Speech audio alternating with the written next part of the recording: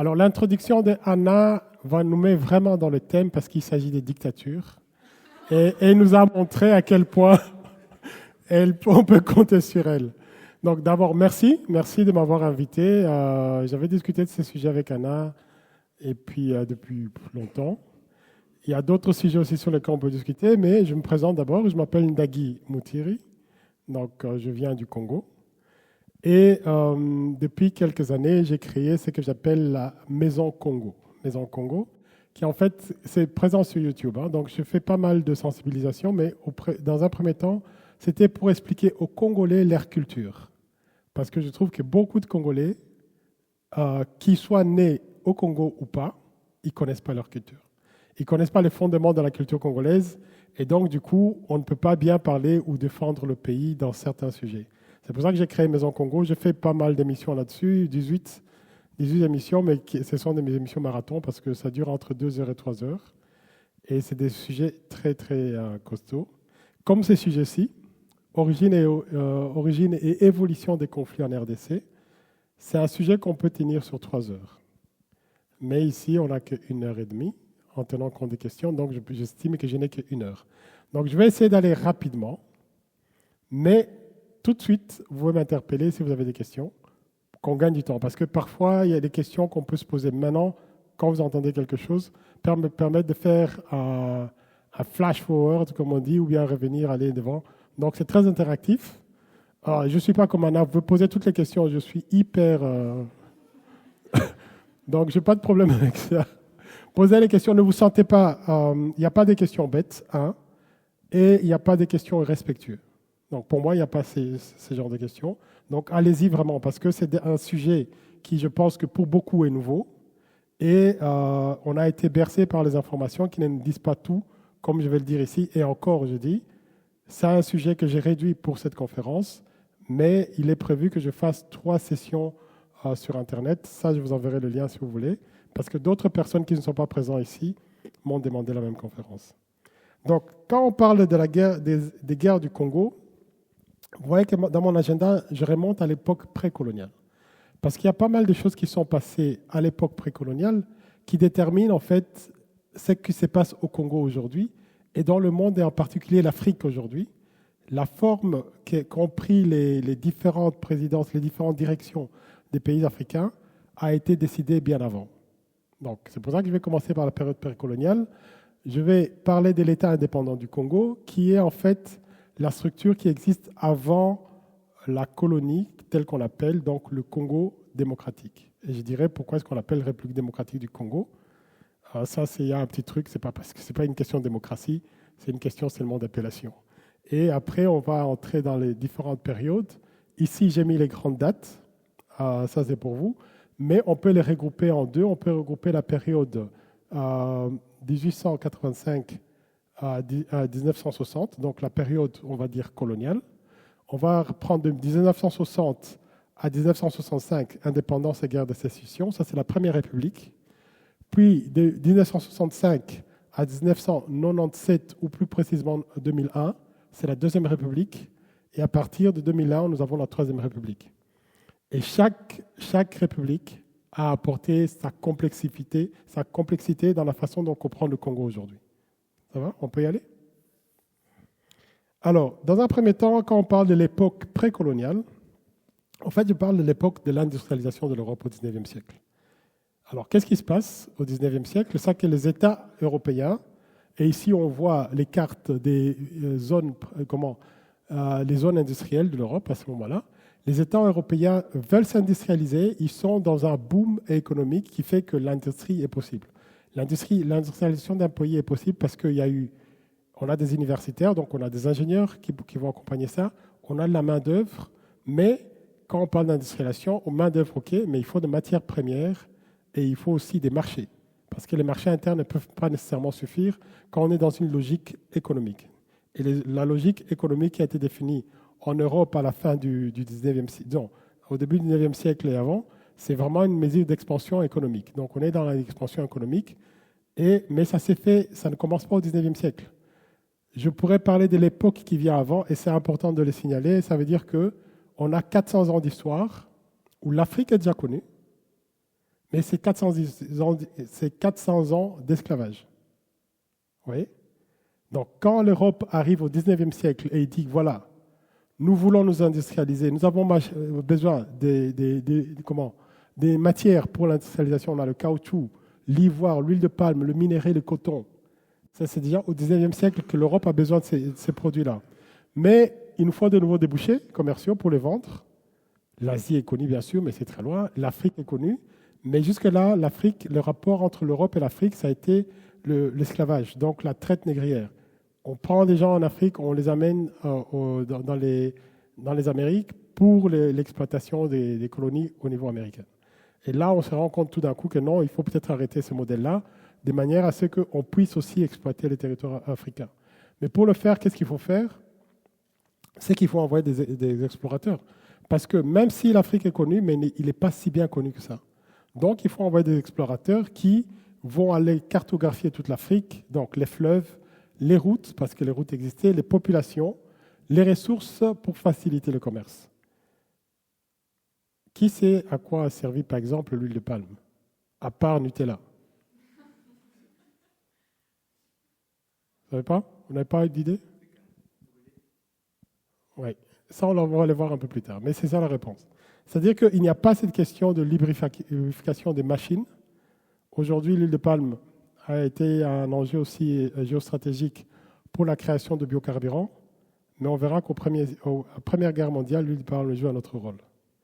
Donc, qu'est-ce qu'il y a? Donc, je disais que les Européens envoient des explorateurs et tous les pays s'y mettent.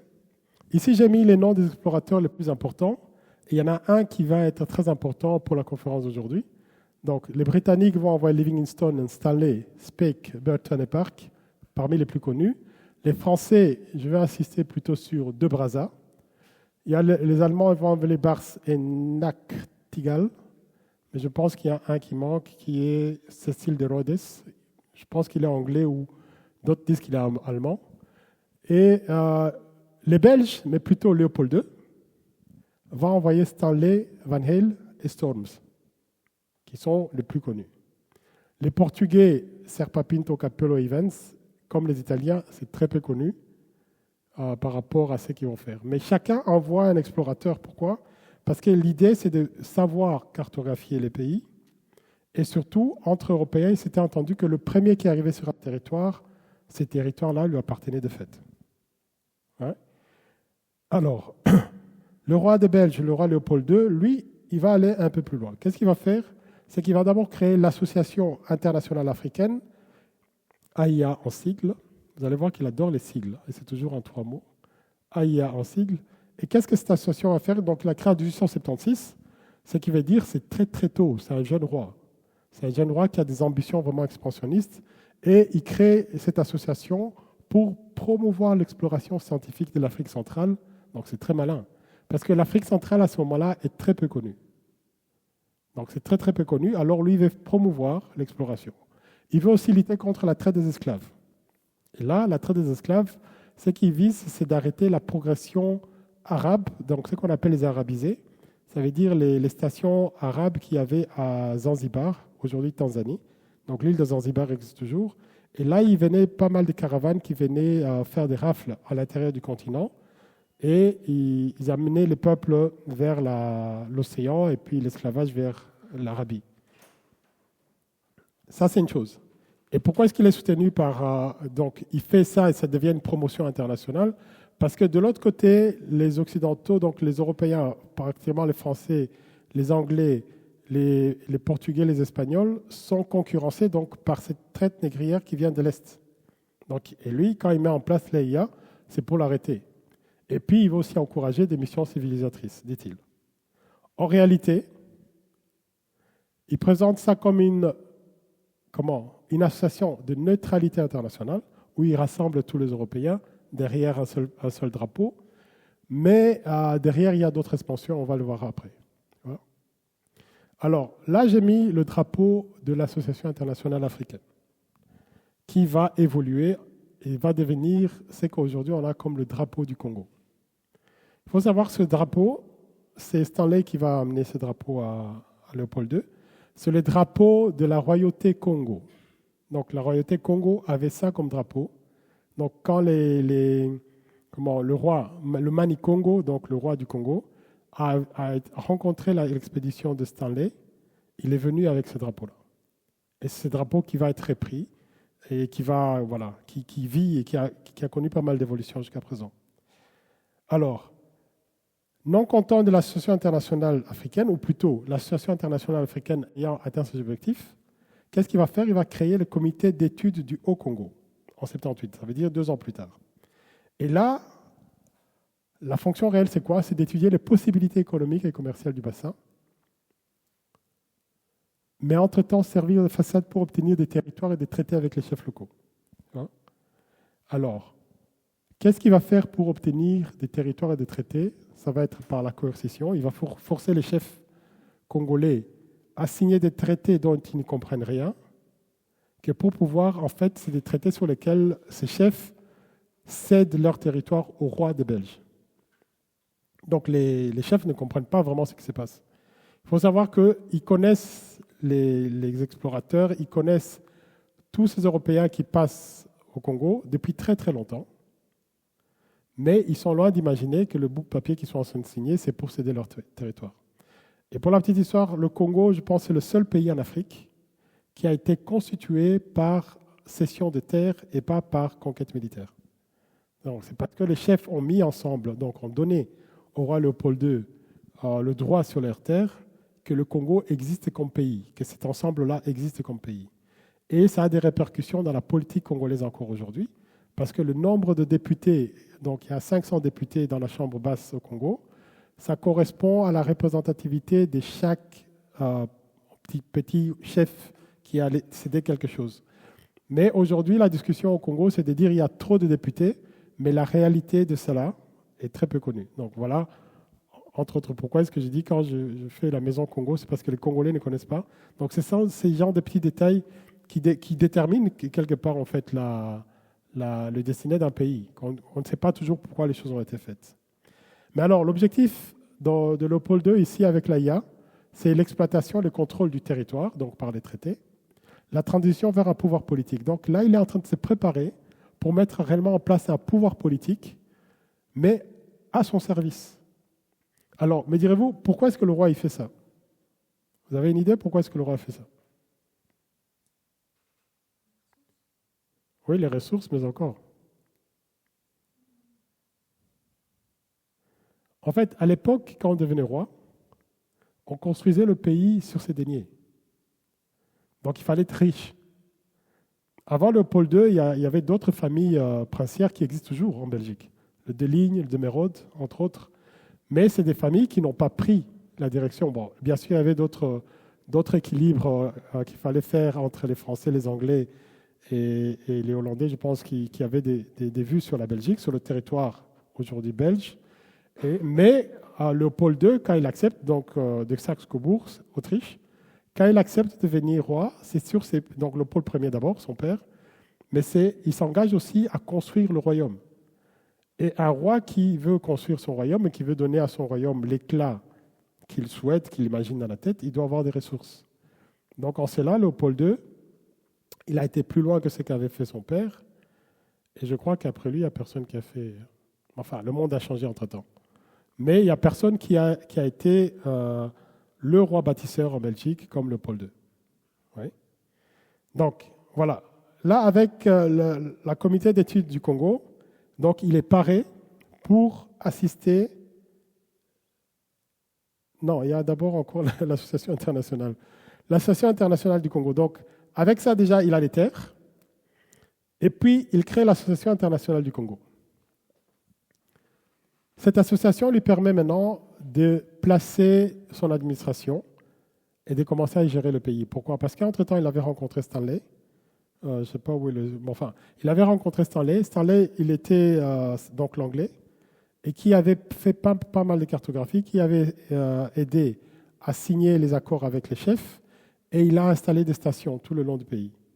Et en installant les stations, donc, il pouvait revendiquer la propriété d'une certaine façon. Donc avec ça, il avait de quoi administrer le Congo, garantir une certaine liberté des commerces, mais surtout avec les autres Européens. Parce qu'il n'était pas seulement question d'être le propriétaire, mais aussi de s'arranger pour que les autres ne le contestent pas. Alors, cela va se faire, cela va se faire à la conférence de Berlin, de 1844 à 1885. Mais avant d'aller à la conférence de Berlin, qu'est-ce que le roi va faire? Comme il avait déjà envoyé des émissaires au Congo, dont Stanley, mais d'autres aussi, il a rassemblé pas mal de ce qu'on appelle aujourd'hui des œuvres d'art africains, enfin des statues, des masques, des choses comme ça, qu'il a offert aux participants de la conférence de Berlin. Donc avant d'aller aux conférences de Berlin, il avait un peu arrosé tout le monde. Ce qui fait que quand il est arrivé à la conférence de Berlin, ou qui va être, disons, qui va lui donner le pouvoir sur le Congo, sur le territoire, tout le monde est un peu de son côté. En fait, il a ensorcelé tout le monde parce que c'était des objets de culte, des objets comme ça. On peut dire vraiment qu'il a ensorcelé tout le monde avec le masque congolais. Ça, c'est l'Afrique avant la conférence de Berlin. Donc, les partis connus. Et pour la plupart des partis connus, en réalité, quand je parle de Chokwe, c'est un royaume. Le Lunda, c'est l'empire. Le Luba, c'est aussi l'empire Luba. Donc, les Yeke, c'est aussi... Donc, ici, on a le Congo. Mais ici, en 1880, cette carte 1880, l'importance du Congo a vraiment changé. Parce qu'avant, en 1400, quand les Portugais rencontrent les Congolais, donc les premiers Congos, le Congo prend presque toute cette partie-là, donc jusqu'au niveau est, au niveau des lacs, monte jusqu'un peu au Gabon. Donc, elle est plus grande. C'est plus ou moins la même superficie que le Congo actuel, mais un peu centrée vers l'ouest du continent et pas au niveau central. Donc ça, c'est le Congo, non, l'Afrique connue avant la conférence de Berlin. Et ce qui est très intéressant, c'est de voir cette liste-là des pays qui vont assister à la conférence de Berlin, qui sont 14, plus les États-Unis. Ça, on oublie que les États-Unis étaient à la conférence de Berlin. Et c'est là où ça commence à devenir intéressant, parce que les États-Unis sont du côté du roi Léopold II. Donc, quand il négocie pour qu'on lui reconnaisse une primauté sur le bassin du Congo, ce qui va devenir l'État indépendant du Congo, les États-Unis sont de son côté, les Anglais le soutiennent énormément, et en réalité, il a aussi le soutien du chancelier Bismarck, qu'on dit être son cousin, si je ne me trompe pas. Donc, pour ça, la France, qui, elle, voulait aussi les territoires du Congo, on lui coupe un peu l'herbe sur le pied. Mais à la sortie de la conférence, la France et l'Angleterre seront toujours en embuscade. Pourquoi? Parce qu'on leur dira à cette conférence que si jamais le roi des Belges n'arrive pas à gérer ces territoires immenses, alors ils auraient comment est-ce qu'on dit ça, la préférence pour récupérer quelque chose comme ça. Et ça va être un élément important pour la suite de ce qui va se passer au Congo, en tout cas pour le roi. Alors, on arrive en 1913, ça c'est la carte de 1913, vous voyez l'Afrique a été découpée. La partie bleue, évidemment, c'est la France, la partie rose, c'est le Royaume-Uni, le Portugal, l'Empire germanique, qui est surtout ici et là, la Rhodésie du Sud. Et ici, donc Rhodésie qui a été donné, le nom, c'est le seul, je crois, pays africain qui a gardé le nom de celui qui l'a plus ou moins colonisé, Cécile de Rhodes, Rhodes s'écrit Rhodes, R-H-O-D-E-S, qui a donné la Rhodésie. Ici, nous sommes ça s'appelle Tanganyika à l'époque, Tanganyika, mais ça va donner la Tanzanie. Il y a une partie du Kenya et de l'Ouganda dedans. Ça, c'était la présence allemande. Et ici, à l'est du Congo, donc le Rwanda, Burundi. Ce sont des territoires que l'Allemagne va perdre après la Première Guerre mondiale. Parce que ce qui va se passer à la Première Guerre mondiale, comme l'Allemagne a perdu la guerre, elle va les perdre, en fait, grâce ou à cause des Congolais, qu'elle va perdre ces territoires-là. Parce que l'État indépendant du Congo, donc on va revenir sur cet aspect de la guerre. Donc l'État indépendant du Congo est créé, comme je dis, pour des ressources bien sûr, mais il va aussi avoir une organisation. Ça veut dire que, OK, il y a les extractions sous la terreur, il y a les concessions qui sont organisées. Ça veut dire que le roi, pour gérer tous ces territoires-là, il les divise en concessions. Et dans une conférence plus élargie, on pourrait s'arrêter sur les concessions pour voir qui étaient les concessionnaires et qu'est-ce que cela a eu comme effet pour l'organisation territoriale du pays. Parce que très tôt, on a eu 6 provinces au Congo, mais si on regarde, on superpose les concessions et les provinces, vous allez vous rendre compte que les concessionnaires, c'est eux qui ont pu déterminer la limite des premières provinces. Et alors, ce qu'on voit aussi de manière factuelle, c'est que au Congo, on a 3 systèmes de chemin de fer différents. Ça veut dire quoi? L'écartement des rails, il y a 3 systèmes différents parce que chaque concessionnaire a appelé son constructeur. Donc, celui qui avait 1,20 m mettait 1,20 m, celui qui avait peu, bon. Ce n'est pas un problème parce que c'était une exploitation interne. Voilà. Mais maintenant, quand c'est devenu un pays et qu'il faut relier les différentes les différentes voies ferrées, c'est devenu plus compliqué parce que, bon, voilà, ce n'était pas pensé pour. Oui. Mais en ce qui concerne, en tout cas, l'État indépendant du Congo, j'ai parlé des Anglais qui étaient en embuscade par rapport à ça. Et cette caricature vient par les Anglais, si je ne me trompe pas. C'est les Anglais qui vont commencer à faire cette caricature pour dire que le roi est en train d'étouffer le Congo, qui est ici représenté par un Congolais. Pourquoi est-ce qu'ils disent ça? Parce que très tôt, on voit et c'est pour ça qu'on parle d'extraction sous la terreur. Très tôt, on voit que les sociétés de concession organisent donc des sortes de mercenaires et ils coupent la main des Congolais pour avoir des quotas de caoutchouc. Donc, ce qui se passe très tôt dans la colonie et qui s'est passé un peu partout, c'est que ici, ce n'est pas encore l'État belge. Donc, ce sont des concessionnaires qui, eux, ils viennent, ils prennent des populations, ils les mettent dans des travaux forcés et les populations ne se rendent pas de ce qui se passe. Et on les menace, s'ils ne produisent pas une certaine quantité de caoutchouc, eh ben, soit on tue un membre de la famille, soit on leur coupe la main. C'est ce qui s'est passé.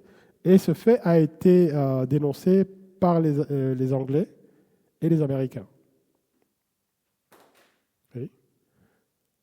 Alors, les sociétés de concession, on a ici les plus importantes, Abir, la société du Katanga, qui viendra en fait, c'est la Société Générale. La Banque Société Générale, vous êtes trop jeune pour connaître. Mais la Banque Société Générale, elle vient de là, donc elle était déjà présente au Congo. Et ça va avoir comme conséquence pour la Belgique la construction des grandes artères de Bruxelles et des monuments assez importants à Bruxelles, comme le Palais de Justice, si je ne me trompe pas. Ostende aussi va beaucoup bénéficier de cette exploitation du Congo. Et pour ma part, je pense qu'Anvers a beaucoup bénéficié aussi. Parce que quand on est à Anvers, on peut voir vraiment qu'est-ce qui a changé avant et après la colonie. Donc, et aujourd'hui, Anvers c'est toujours important, c'est devenu la place importante pour le diamant. C'est à cause de ça. Mais le problème, c'est quoi? C'est que ça va complètement déstructurer la société congolaise. L'économie locale, parce qu'il en a existé une, est détruite. Et ça va être la source des tensions politiques. Parce que pour maintenir ce genre de concessions, ce genre d'exploitation, c'est la politique de diviser pour régner. Donc les communautés qui parlaient ensemble avant, eh ben, elles sont mises les uns contre les autres. Et on en voit des mercenaires. Il y a des mercenaires qui venaient du nord-ouest du Congo, donc de la province qu'on appelle l'Équateur. Là, il y a eu beaucoup de mercenaires qui sont venus dessus. Et après, ce sont les mêmes qui ont été transformés en force publique, donc une force, l'armée. Et quand je disais tout à l'heure que les que les Allemands avaient perdu la Première Guerre mondiale contre le Congo, eh ben, c'est cette armée-là qui a chassé les Allemands dans l'Est de l'Afrique. Tu vois? Donc, ça a créé déjà, vous voyez, beaucoup de problèmes entre les populations à cause de ça. Puis après, qu'est-ce qui s'est passé? C'est que les ressources stratégiques, guerre mondiale. Oui, pardon. C'est pas ce qui s'est passé. Pourquoi j'ai mis ce slide? Parce que justement, le domaine du roi va être, surtout à la Première Guerre mondiale d'abord, un pourvoyeur de cuivre, d'huile de palme et de l'étain pour soutenir l'effort de guerre que la Belgique, même si elle est acculée par les Allemands, mais enfin, ils sont dans le groupe des Alliés. Donc, la Belgique, elle paye son effort de guerre grâce à la colonie. Et particulièrement, l'huile de palme, en fait, servait pour les bombes incendiaires. Et vous savez tous que lors de la Première Guerre mondiale, un des faits marquants de la Première Guerre mondiale, ce sont les bombes incendiaires dans les tranchées. C'est à cause de l'huile de palme. Le caoutchouc qui était exploité fortement, en fait, les mêmes concessions sont toujours restées. Ça a changé peut-être des propriétaires, mais c'est resté. Le caoutchouc qui a beaucoup servi pour les Michelin, tout ça, aujourd'hui, il y a une concession importante, la plus grande concession qui offre du caoutchouc au pneumatique Goodyear. Il est au Congo. Parce que là aussi, ce sont des traces qui sont restées. Mais à la sortie de la guerre, l'économie belge est affaiblie. Et là, la Belgique mettra un peu plus de moyens. Et puis, de toute façon, qu'est-ce qui s'est passé entre-temps? Je n'en ai pas parlé pour aller vite. C'est que le roi a perdu le Congo comme concession privée. Il a rétrocédé à la Belgique. Et donc, c'est devenu une colonie. 1819, pardon, 1908, 1911, que la transition se passe à ce moment-là. Donc, c'est devenu une colonie. Et à ce moment-là, à la sortie de la guerre, il faut savoir que le Parlement belge ne voulait pas de la colonie, mais finalement, ils vont l'accepter. Et à ce moment-là, ça va être l'aubaine parce que ça va permettre de reconstruire en fait la Belgique. Mais entre-temps, pour quand même, donc il y a un ministre de colonie qui va être nommé. Je crois que c'est de Broqueville déjà à ce moment-là.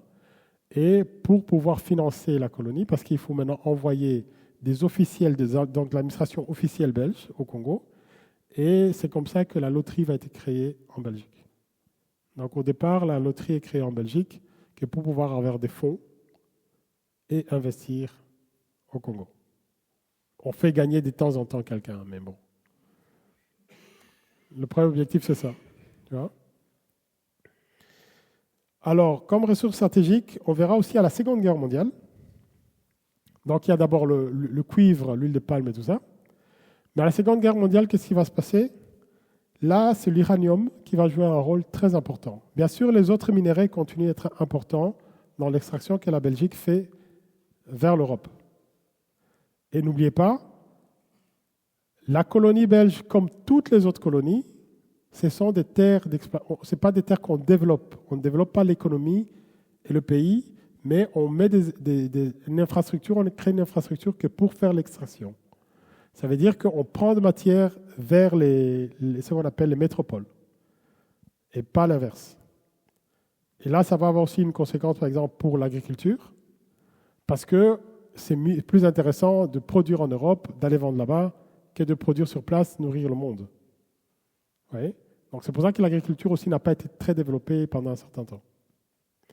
Alors, à la Seconde Guerre mondiale, l'uranium va jouer un rôle très important, parce que, évidemment, c'est la première bombe atomique qui va être créée. Alors cet uranium, à ce moment-là, je pense que c'est là où il y a quelque chose qui commence à se passer dans la tête de presque tous les pays occidentaux, parce que l'uranium de Chinkolobwe, la mine s'appelle Chinkolobwe, avait une teneur de 60%. Il faut savoir que dans le monde, la plupart d'uranium qu'on trouve ont une teneur de moins de 1%. Donc quand on parle de l'enrichissement de l'uranium, c'est pas vraiment une procédure qui dure longtemps, parce que, à part au Congo, on a vu un uranium avec cette teneur-là. Ailleurs dans le monde, ce n'est pas le cas. Alors, là aussi, on peut rester très longtemps, mais juste pour savoir, on va parler encore de cet uranium plus tard, mais juste pour savoir, aujourd'hui, cette mine est complètement fermée et n'est pas exploitée parce qu'on a tout retiré dedans. Ce qu'on dit, on dit qu'on a tout pris dedans. Tu vois. Donc, elle est complètement fermée, personne n'a accès. Puis, à sortir de la Deuxième Guerre mondiale, donc, comme la plupart des pays africains vont commencer à basculer, donc les vents vont tourner. L'Europe est affaiblie par la guerre, c'est la Deuxième Guerre, et là, elles sont vraiment très affaiblies. Et puis, entre-temps, les Africains, quand même, ont été formés, donc il y a une conscience qui s'est éveillée, conscience politique surtout. Les vents vont commencer à tourner, on va aller vers les indépendances. Tu vois? Est-ce que vous avez des questions jusque-là? Oui, non? Ok. Ça, c'est une carte qui vous montre l'est du Congo. Donc, quand on parle de des mines d'uranium, c'est ici. Mais l'Est du Congo, avec la plupart des minéraux connus à ce moment-là, c'est un peu ça. Bien sûr, la carte date de 2000, mais c'est un peu ce qui se passe à ce moment-là, ce qui est connu. Donc ici, l'étoile représente le mine de Chikolobwe. Ouais. Et c'est l'Est. Vous voyez qu'à l'Ouest, au centre et à l'Ouest, il n'y a presque rien. Par contre, ici, Mbujimai, Kananga, là, nous avons des diamants. Et c'est presque tout. On peut couper le pays en deux. Ça, c'est important pour la suite. Et c'est pour ça que maintenant qu'on va commencer à parler des guerres de l'Est. Donc jusque-là, qu'est-ce qu'on a fait? On a présenté le pays. Qu'est-ce qui s'est passé avant les indépendances? L'intérêt du roi de Belge. L'intérêt aussi, je n'ai pas beaucoup insisté là-dessus par manque de temps, l'intérêt aussi en fait des autres puissances occidentales sur le Congo. La petite guerre qu'il y a eu à prendre le Congo où le roi de Belge a gagné. Alors j'ai dit tout à l'heure que le Congo s'appelait à ce moment-là République démocratique du Congo. C'est le nom actuel. Mais c'était déjà le nom après, au moment de l'indépendance. Pourquoi est-ce qu'on l'appelle la République démocratique du Congo? Parce que de l'autre côté, après donc, ici, vous avez la République du Congo. C'est le territoire français. Et la République du Congo, on l'appelle Congo-Brazza. Donc, c'est le nom de deux Brazza. La capitale s'appelle Brazzaville. Donc, on l'appelle Congo-Brazza. C'est deux Brazza. Pourquoi? Parce que avec la concurrence avec les Belges, donc chaque explorateur, quand il arrivait, il mettait ses limites là où il est. De Brazza est arrivé ici, à Brazzaville, au moment où Stanley était à Kinshasa. Donc, le match était fait. On a arrêté l'exploration. Et c'est ce qui va faire que le fleuve, ce côté-là, ouest, le fleuve, il monte jusqu'au niveau de Djemena. C'est là qu'il fait une courbure vers l'intérieur. Et ça va être la limite de territoire. Mais au moment où le roi Léopold II faisait prospection, il avait eu pas mal de concessions en fait, du côté du Congo. Donc en fait, pour ne pas se faire la guerre avec les Français, ils ont arrêté ça comme ça. Et la forme actuelle du Congo n'est pas celle qui était à l'origine. Elle était un peu plus droite ici. Tu vois, mais pour avoir accès à la mer, donc il a fait une cession d'une partie ici, à Angola, pour avoir cet accès-là. Mais Cabinda, c'est toujours qui est un peu plus au nord ici, c'est toujours l'Angola. Donc il y a eu des arrangements pour avoir la carte actuelle. En bref, voilà. Alors qu'est-ce que je peux dire d'autre? Maintenant, on arrive dans les périodes des indépendances, donc 1960 et 1965, et c'est là qu'on va maintenant voir ressurgir en fait cette concurrence et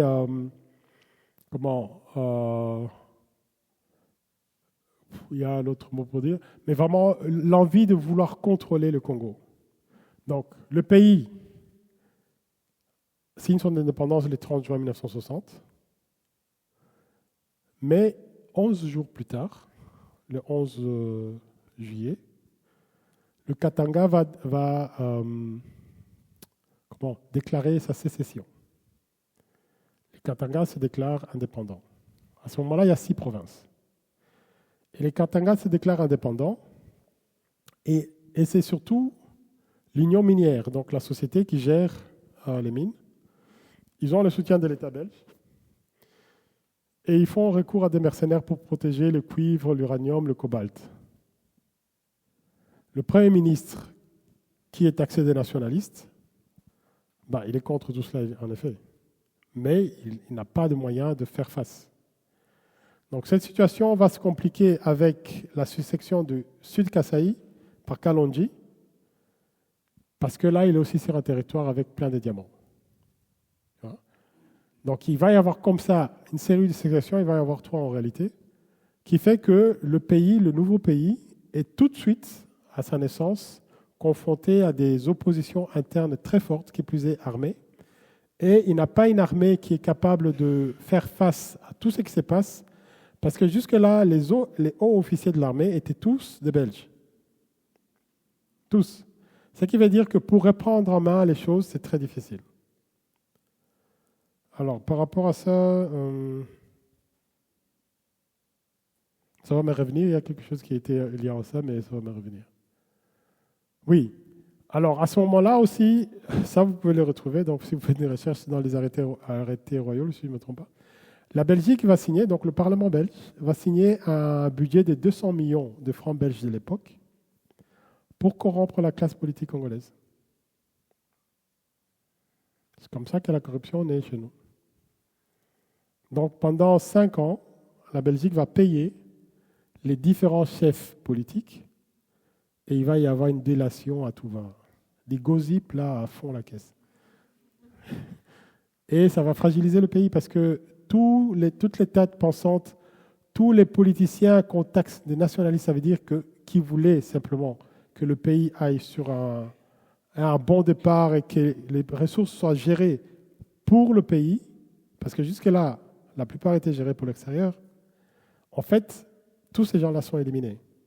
Parce qu'il faut d'une certaine façon que le pays nouvellement indépendant continue à privilégier, en fait, disons, à profiter à la Belgique et pas que à la Belgique. Parce que qu'est-ce qui s'est passé entre 1885 et 1860? C'est que, OK, il y a l'État indépendant du Congo, donc il y a la constitution d'abord privée du roi, puis il y a la colonie, mais ils ont un statut particulier par rapport aux autres pays colonisés en Afrique, c'est que tous les autres occidentaux peuvent venir y faire commerce. Ils n'ont pas le droit d'assister, donc de gérer le pays administrativement, mais chacun peut venir y faire ses commerces. Pourquoi? Parce que c'est ce que le roi Léopold II avait déjà préfiguré avec l'AIA en disant « je veux un territoire sur lequel tout le monde va commercer ». Donc c'est comme ça qu'au Congo, vous allez trouver une communauté importante des Grecs, donc à Kisangani. Il y avait une communauté importante d'Italiens, il y avait des Français, il y avait des Américains, et aujourd'hui on pense qu'au Congo, il y a plus ou moins 10 000 Américains, disséminés dans le pays toujours. Il y avait des Américains, il y avait pas mal de gens en fait, parce que tous étaient invités à venir partager le gâteau. Donc quand on arrive à l'indépendance, évidemment, tous ces gens-là ont intérêt à ce que le business continue. Et ça va commencer à l'Est. Donc ça, c'est les premières guerres de l'Est. La sécession du Katanga. Et au centre, on a le Kasaï. Évidemment, l'ONU va venir s'interposer et va créer la première intervention militaire de l'ONU dans le monde. Donc nous sommes un pays des premières, en fait. Caoutchouc pour l'industrie naissante en Europe, caoutchouc et ivoire. L'uranium qui fait entrer le monde à l'ère atomique.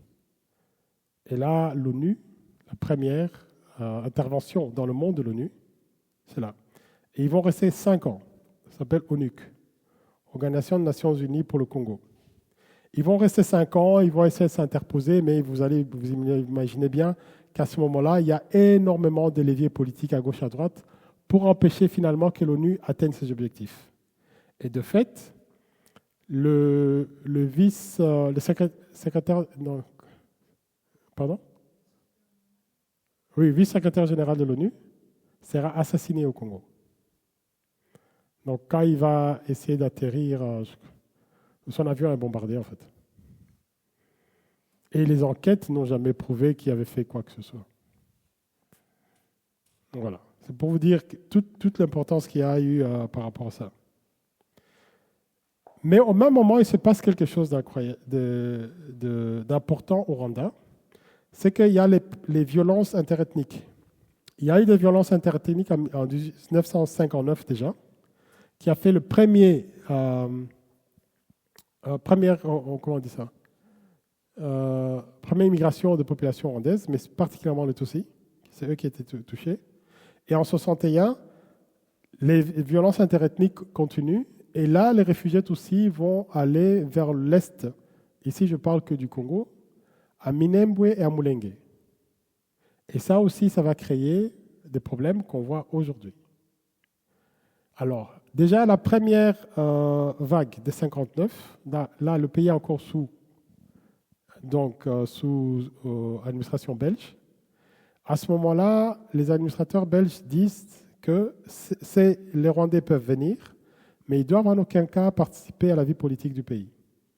Parce que la Belgique savait déjà à ce moment-là que s'ils participaient à la vie politique du pays, ça allait créer d'autres problèmes. Ça aussi, ça peut faire une conférence. Parce que c'est un point très, très, très critique. Oui. Alors, revenons sur les tensions entre 60 et 65. Donc, on parlait du Kivu. Donc, le Kivu va être touché. La province orientale, ça veut dire ce qu'on appelle le Kisangani, le Maniema, et tout ça, toutes ces pays, c'est tout ça, toute cette partie-là. Dans Eastern Province, c'est la province orientale.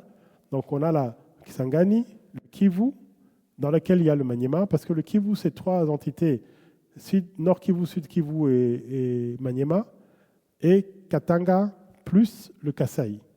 Donc, en fait, toutes ces parties-là, et comme par hasard, ça correspond aux parties la plus riche en minerais. Toutes ces parties-là sont touchées en 1960-65. Mais finalement, il va y avoir une intervention des... je crois que les Marocains, c'est à ce moment-là déjà qu'ils interviennent. Non, des Cubains. Non, il va y avoir plusieurs personnes. En fait, il va y avoir des Cubains, tout ça. Mais Mobutu va arriver à reprendre le contrôle du pays. Il va être épaulé en 1965 par des mercenaires, dont quand même la présence aussi marocaine plus tard, qui va être fondatrice entre le rapport entre la Belgique et le Maroc. Alors, vous voyez qu'il y a beaucoup de Marocains en Belgique. C'est à cause du Congo. Ou c'est grâce au Congo, je ne sais pas. Vous voyez? Donc, c'est là qu'on le voit. Pour les Marocains, c'est grâce. Pour les Belges, je ne sais pas. Bref. Mais ce n'est pas en 65, c'est beaucoup plus tard que le Maroc va intervenir. Donc, mais Mobutu prend le pays dans un contexte vraiment terrible parce qu'il y a toujours des rébellions à gauche à droite. La plupart sont des rébellions lumumbistes. Ça veut dire quoi le rébellion lumumbiste? Ça veut dire que c'est des gens qui croyaient en Lumumba, le Premier ministre, et qui étaient ses adeptes, qui continuent à réclamer la justice et qui demandent quelque part que le pays... ils veulent l'indépendance, mais ils ne savent pas de quoi, mais bon, ils veulent l'indépendance. Et donc ça continue à tirer dans tous les sens. Et surtout au Kivu, au Maniema et Fizi. Mais au Kivu, on verra aussi une rébellion, ici je ne l'ai pas marqué, des Shikram. Shikram, donc c'est le nom belge, c'est un nom belge, Shikram. Nous on dit Sikram, hein, c'est plus facile. Nous on dit Sikram. En fait, Shikram, c'était un fils d'un exploitant belge qui était là à l'époque coloniale. Parce qu'il y avait deux types de Belges à l'époque coloniale. Il y avait ceux qui travaillaient avec l'administration, donc qui étaient envoyés par l'administration centrale belge pour l'administration du Congo, et ceux qui sont partis, comme les Français, les Grecs, les Italiens que j'ai cités, parce que c'était une opportunité commerciale. Et Shkram était le fils d'un exploitant donc de la première laiterie du Kivu, si je ne me trompe pas. Et lui, donc après les indépendances, tout ça, il avait sa propre milice, c'est ce qui est incroyable. Et donc, il a fait la guerre au Congo parce que lui aussi voulait prendre une partie du pays. Donc, c'était une rébellion comme ça.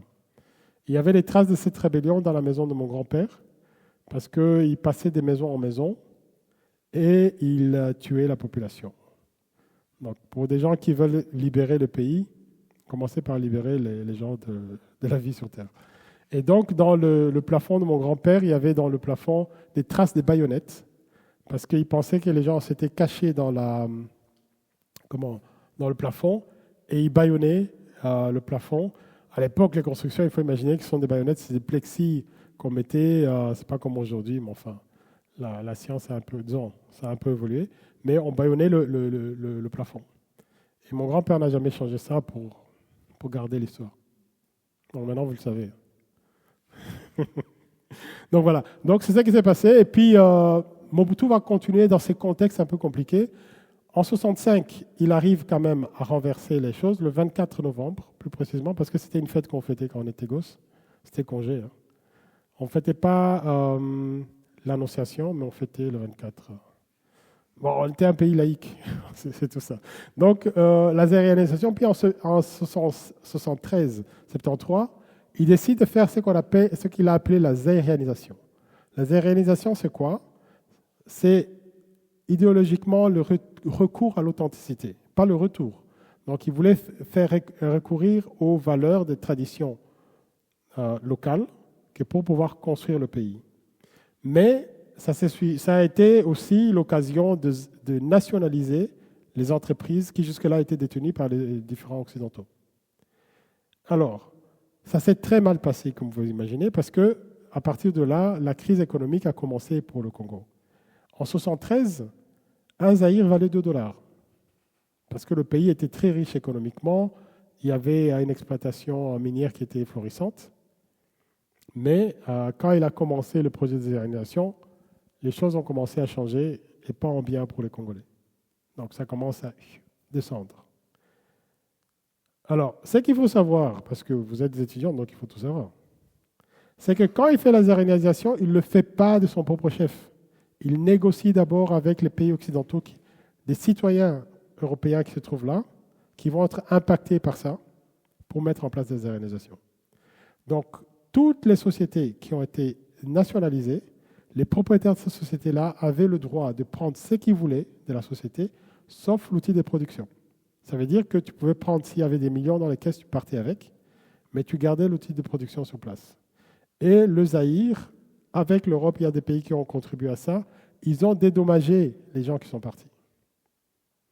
Alors, j'ai un ami dont les parents ont bénéficié de ça, mais c'est parce que je lui en ai parlé qu'il m'a dit oui, c'est vrai, c'est comme ça qu'on a investi en France. Donc il y a des choses qu'on ne dit pas parce que le Zaïre partait des bonnes intentions, mais la suite a été mauvaise. Pourquoi? Parce que tous les pays qui ont été touchés, je parle surtout de l'exemple de l'Allemagne. Donc il faut savoir que dans les années 70, il y avait une compagnie importante de taxis au Congo qui a été cédée à un monsieur qui s'appelle Bolikango. Et Bolikango avait 400 taxis Mercedes dans la ville de Kinshasa. Et 6 mois plus tard, parce que le Mercedes, disons, les taxis, c'est des taxis, tu dois réparer pas mal. 6 mois plus tard, il a demandé des pièces de rechange à Mercedes Allemagne. Ils lui ont dit qu'ils ne savaient pas le fournir avant 1 an. Il a négocié, ils ont dit dans 6 mois. Toujours est-il qu'il n'a jamais reçu les pièces. Ça, c'est un cas connu, parce que je connais la famille Bolikango, donc j'ai pu vérifier ça. Mais ça a été le cas partout. Donc, les outils de production sont tombés parce que les pièces de rechange ou bien les consommables ne sont plus venus d'Europe. C'est comme ça que l'économie, petit à petit, a chuté. Tu vois? Mais il y a eu d'autres guerres, donc la guerre de 77-78. Et là, l'armée, on s'est rendu compte que l'armée n'était pas bien formée. Parce qu'il y avait déjà les premiers... chaque fois, il y avait une intervention étrangère pour pouvoir en fait aider. À ce moment-là, Mobutu va commencer à penser à mieux organiser son armée et il enverra une équipe ici en Belgique. Donc il y avait des jeunes soldats qui sont venus étudier truc militaire, royal militaire, à l'école royale militaire. Mais quand ils sont revenus au Congo, il avait tellement sorte de complexe et une peur par rapport à ces recrues-là qui sont arrivés, qui était vraiment une génération exceptionnelle. Pas seulement les Congolais, mais tous ceux qui ont étudié ces années-là, ici en Belgique, on dit que c'était une génération exceptionnelle de militaires, qui quand ils sont arrivés, il a créé un faux coup d'État, il les a jugés et 13 ont été pendus. Les pendus de la Saint-Jean, si je ne me trompe pas. De la Pentecôte, pardon, les pendus de la Pentecôte. Donc c'est 13 militaires qui allaient changer l'avenir par rapport à l'armée congolaise, qui ont été... voilà. Donc ça c'est pour parler des erreurs que Mobutu a faites. Il a repris le pouvoir, il a pacifié le pays, ok. Il a créé la Deuxième République. Il a eu l'erreur de faire la nationalisation, parce qu'il ne comprenait pas la dynamique nord-sud par rapport à ça. Première erreur. Deuxième erreur, c'est de fragiliser son armée. Et quand tu fragilises ton armée, ça veut dire que tu n'as pas des outils pour pouvoir protéger tes outils de production. Et mis à part les usines, la terre, c'est déjà un outil de production. Tu as une terre, tu peux faire pas mal de choses.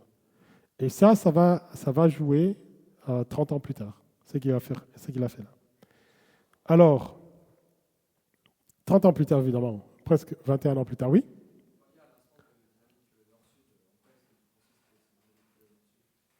Ici, dans le cas de Mobutu. En fait, il y a 2 choses. La zaïrianisation, c'était vraiment c'est là qu'il a fait face que les pays amis qu'il disait être au nord n'étaient pas ses amis. Parce qu'ils l'ont accompagné pour faire la politique de désérénisation, mais quand ils l'ont mis en œuvre réellement, ben, ils n'ont pas continué. Parce qu'ils ont cassé l'approvisionnement. Donc c'était des sanctions qu'ils mettaient, mais sans dire le mot. Ils les sanctionnaient. Ça, c'est la première chose. Et c'était une façon de pouvoir affaiblir le pays. Et ça va se voir maintenant, 4 ans plus tard, quand les rébellions vont recommencer. Et ici, ce sont des rébellions qui vont recommencer au Shaba. Donc le Katanga a changé de nom, a repris son ancien nom grâce à la désérénisation et s'appelait maintenant Shaba, la province du Shaba. Shaba, c'est un mot local pour dire cuivre. Donc c'est la province du cuivre. Ouais. Donc c'est là où la dynamique nord-sud. Donc on le voit dans ce genre de choses. Oui, une autre question? Non? Donc maintenant on arrive dans les années 90 et 94. Et là, Mobutu est vraiment affaibli parce qu'il s'est passé énormément de choses et la contestation commence vraiment à gronder. Partout où il va au pays, ça commence à chauffer pour lui. Alors, en 90 en particulier, il fait une tournée nationale. Et ça faisait plus de 10 ans qu'il n'avait plus fait de tournée nationale. Et il commence par la ville de Bukavu. Sauf que la ville de Bukavu, c'est au sud Kivu, est connue comme étant la ville la plus chaude politiquement, j'allais dire de tout le royaume, mais enfin, de tout le pays. Et là, il fait face à une population qui lui dit vraiment en face qu'ils en ont marre de sa gouvernance et qui veulent le changement. Et il va être très choqué par ce qu'il va entendre et surtout, il va être obligé d'être à l'écoute partout dans toutes les provinces où il va passer. Et ça va créer là il va se rendre compte qu'il y a un tel décalage entre sa vision du pays et ce que la population vit vraiment, parce que quand tu es partout au monde, quand tu ne diriges pas comme il faut et que tu t'enfonces dans l'erreur, il se met autour de toi des flatteurs qui te disent que tu es dans le bon sens, parce qu'eux, ils profitent du système. Et donc il avait un tel décalage entre le terrain et lui, qu'il s'est rendu compte à ce moment-là que les Zaïrois ne voulaient plus, c'est pas qu'ils ne voulaient plus de sa personne, pas nécessairement, mais ils ne voulaient plus de la gouvernance qu'il avait mis en place. Donc il est obligé à ce moment-là de revoir les choses différemment et d'essayer de mettre en place un multipartisme. Il n'a jamais réussi à le mettre en place. Parce qu'il y a plein de choses qui vont se passer. D'abord, les Zaïrois eux-mêmes n'avaient pas une maturité politique suffisante que pour comprendre les avantages du multipartisme. Et aussi, il y a les velléités, les anciennes velléités sont remontées. Donc, les gens du Shaba, par exemple, dans Katanga, qui devient Shaba, et où il y a eu 2 rébellions, 3 même rébellions, avec les Simba, et ils vont vouloir encore parler de la sécession. Le Kasaï tient un mot, disons, des discours plus ou moins similaires, et donc ça devient très dur. Et il doit jouer chaque fois les équilibres. Mais en même temps qu'il essaye on va dire, de démocratiser le pays ou de relancer l'économie du pays, il va faire 2 erreurs. La première, c'est qu'en 90, il va pousser l'armée à piller la ville de Kinshasa. Donc il y a un pillage qui va mettre à bas l'économie de la ville. Et c'est à ce pillage-là, si pas le pillage qui va suivre. Donc au Zaïre, on produisait des autos. Donc il y avait General Motors, il y avait Renault, Peugeot. Il y avait d'autres sociétés comme ça qui étaient présentes et qui produisaient des autos en consommation locale. Ces sociétés sont parties, ils ne sont jamais revenues jusqu'à aujourd'hui.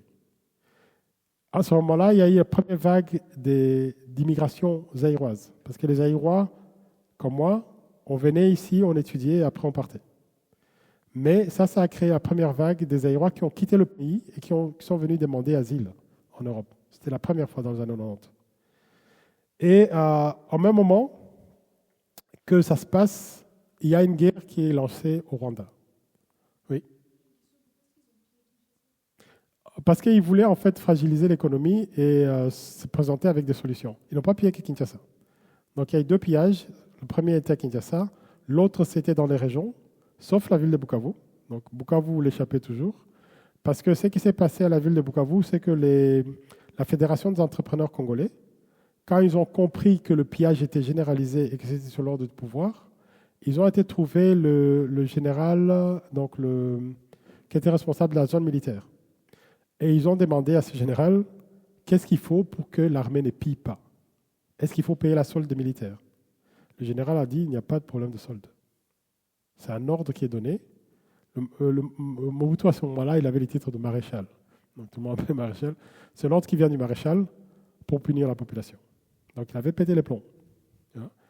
Et à ce moment-là, donc la FEC demande au général qu'est-ce qu'il peut faire pour éviter le pillage de la ville. Et le général lui dit, je ne peux pas. Donc eux, ils proposent de donner de l'argent aux militaires. Et il dit, je ne peux pas accepter l'argent des civils, c'était le terme qu'il employait. Mais par contre, vous pouvez faire un geste qui va calmer les militaires. Ça veut dire, c'était acheter des sacs de riz, des chèvres, pas mal de choses comme ça, qui étaient déposées comme solde chez les militaires, et qui faisait que les militaires n'avaient plus besoin, on avait acheté leur silence en fait. Là. Et ça, Mobutu l'a pas, évidemment, il n'a pas aimé. Ce général-là a été muté à Kisangani, où il a été empoisonné. Donc, voilà. Donc, je disais, entre-temps, donc, dans les années 90, qu'est-ce qui se passe? Il y a une rébellion qui va commencer au Rwanda avec le Front patriotique rwandais qui attaque le Rwanda depuis l'Ouganda. Il va y avoir plusieurs cycles de négociations pour arrêter cette guerre. L'armée zaïroise va même intervenir. À ce moment-là, l'armée zaïroise est quand même bien entraînée. Donc, ce n'est plus la même chose que dans les années 70. Et l'armée zaïroise va intervenir, et ce qui va permettre à ce qu'on entre dans un cycle de négociation. Et la négociation va se passer à Arusha, c'est vraiment une négociation importante, à Arusha en Tanzanie, pour ouvrir l'espace politique aussi au Rwanda, parce que c'était ça la demande. Ceux qui viennent attaquer les pays, ce sont les réfugiés des années 60. Donc ceux qui sont entrés par le Congo, et qui sont partis aussi dans d'autres pays. Et ici, ceux qui attaquent, c'est ceux qui sont partis en Ouganda. Donc, quand ils arrivent, bon, ça s'enlise un peu, mais seulement en 94, le président Habyarimana est tué. Et ça va lancer ce que vous entendez comme le génocide du Rwanda. Ce génocide va s'arrêter après près d'1 million de morts, 100 jours plus tard, en début juillet. Et là, il va y avoir plus de 2 millions de réfugiés rwandais qui entrent au Zaïre. Et quand ils entrent au Zaïre, le Zaïre s'organise à l'est, donc au nord vers Goma et au sud de Bukavu, pour mettre ces gens-là dans des camps de réfugiés, mais il faut séparer les militaires de la population civile. Mais il y a tellement de choses qui se passent qui ne permettent pas aux Zaïrois, donc l'ONU intervient très rapidement, qui ne permet pas aux Zaïrois de partager, de séparer ces deux groupes. Et les militaires phares, forces armées rwandaises, qu'on appelle ici ex-phares, et les Interamwe. Les Interamwe, ce sont les milices qui ont beaucoup participé au génocide au Rwanda, restent dans les camps. Et ça va être un point des disputes entre le Rwanda et le Zaïre, parce que pour le Rwanda, évidemment, et ces camps n'étaient pas très loin en fait de la frontière. Hein. Et pour le Rwanda, surtout que les ex-phares et les Interamwe se disaient s'organiser pour aller reprendre le pouvoir au Rwanda, pour le Rwanda, c'était un danger. Donc il fallait à tout prix que ces gens-là sortent. Il va se passer beaucoup de choses. Et les Banyamulenge, donc c'est eux qui sont entrés en 61 au Congo. J'en ai parlé tout à l'heure. Les Banyamulenge, ça, ce sont des Rwandais qui étaient à la colline qu'on appelait Mulenge. Et donc, ils se sont donné le nom des Banyamulenge. Banya, en traduction, c'est les enfants d'eux, ou quelqu'un qui habite Banyamulenge, donc qui habite Mulenge. Ces Banyamulenge ont commencé à dire que voilà, ils sont en danger au Congo, alors qu'ils n'ont jamais été en danger. Et donc, il y a eu une confusion totale. Il y a eu les ex-phares, une confusion totale dans la région. Toujours est-il qu'à ce moment-là, le gouvernement de Kengwa Dondo n'a pas su bien gérer les choses. Et donc, ça a été le début d'une guerre entre le Rwanda et le Congo. Donc, le Rwanda va pilonner le Congo. Le Congo va, donc le Zaïre à l'époque, le Congo va répondre. Là, nous sommes en 96. Tu vois. Et on voit très rapidement apparaître ici AFDL, ce qu'on appellera l'AFDL, qui est une alliance des forces démocratiques pour la libération du Congo. C'est comme ça qu'il s'appelait. Mais plus tard, on saura qu'en 1996, il y a eu un accord de l'Emera entre Kabila et d'autres chefs de guerre pour renverser Mobutu. Mais derrière eux, en réalité, il y a l'Ouganda, il y a le Rwanda. Et on me dira, pourquoi est-ce que l'Ouganda et le Rwanda veulent attaquer le Congo? En réalité, l'Ouganda et le Rwanda sont les mains armées des États-Unis, Canada, la Belgique, à ce moment-là, joue ce rôle-là aussi. Les Français, pas trop, mais il y a beaucoup d'autres pays en fait qui sont derrière, qui soutiennent cette invasion du Zaïre, parce que officiellement, on veut la. Donc, on ne le dit pas comme ça, mais on veut. Non. Ce qui est dit, c'est que on veut la chute de Mobutu parce qu'il a mal dirigé le pays. Donc, nous sommes en 96. Vous vous rappelez qu'en 90, il y a eu des rencontres avec la population. Il s'est rendu compte qu'il était impopulaire. Il a mal répondu à cela en organisant les pillages. Et donc, tout ça le poursuit. Et la population va soutenir l'AFDL parce qu'ils se disent qu'ils veulent se débarrasser de Mobutu. Et les villes vont tomber comme des châteaux de cartes à une vitesse incroyable. Parce que l'armée qui vient, on les appelait les Kadogo, ça veut dire des enfants. C'est vraiment des enfants avec des bottes en caoutchouc. C'est une armée complètement. C'était lunaire, c'était sûr. C'est une armée qui n'était pas du tout bien équipée par rapport à ce que l'armée zaïroise pouvait proposer en face. Mais ils ont traversé le pays en marchant jusqu'à Kinshasa. Et il va se passer un élément, c'est qu'à un moment donné, avant la chute de Mobutu, il se passe un élément au nord de la ville de Kinshasa, c'est que l'armée se ressaisit. Tout d'un coup, l'armée comprend que c'est une guerre d'invasion et donc il va y avoir un changement de régime. Et l'armée fait face aux rebelles.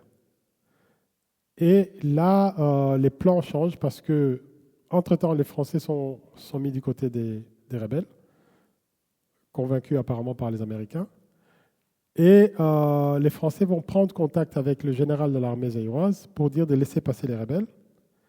Mais les Américains vont prendre contact avec l'Angola pour demander de soutenir les rebelles.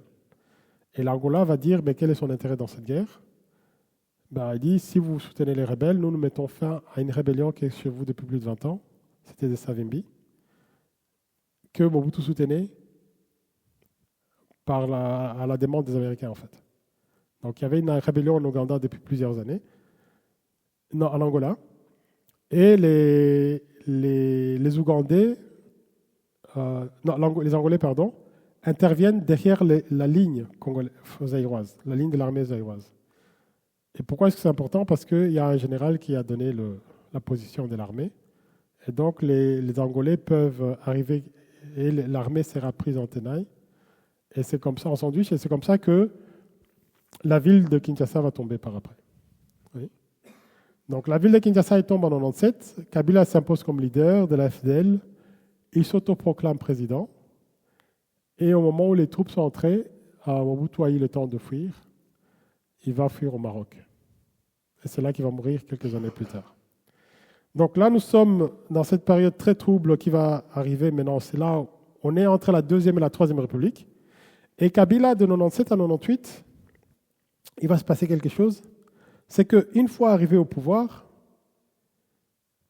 donc, vous voyez, il disait ici le titre Première Guerre mondiale africaine. Pourquoi?